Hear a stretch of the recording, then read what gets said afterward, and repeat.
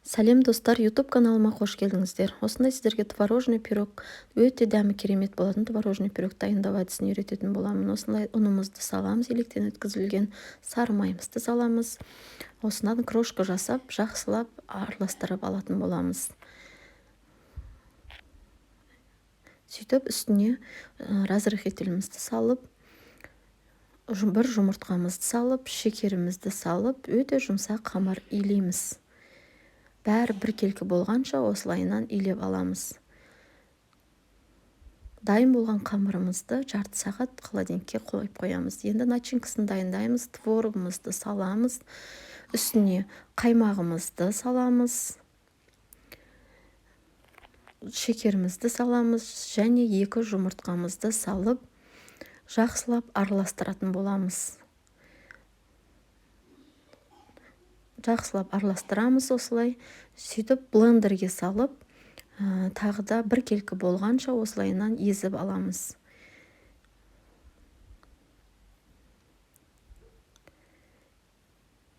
Осылайынан блендермен езіп бір келкі болды.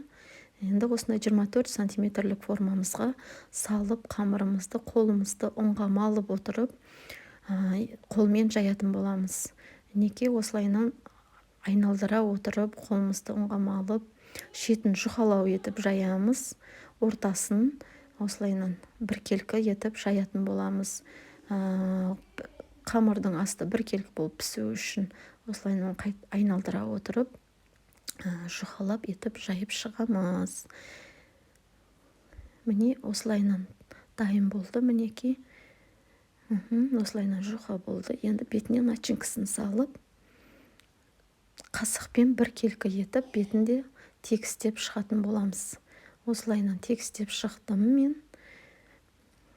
Осы творожный пирогымызды 180 градуста 35-40 минуттай пісіріп аламыз. Мінеке дайын болды. Осылайынан пісіріп аламыз. Міне 1 сағаттай суытып қоямыз. Міне суыған соң бетіне сахарный пудрамызды, болмаса ягодымызды салып әрлеуге болады. Мінеке өте дәмі, өте керемет жұмсақ творожный пирогымыз дайын. Ас болсын, осылайынан кесіп, мінеке өте әдемі шықты. Ас болсын.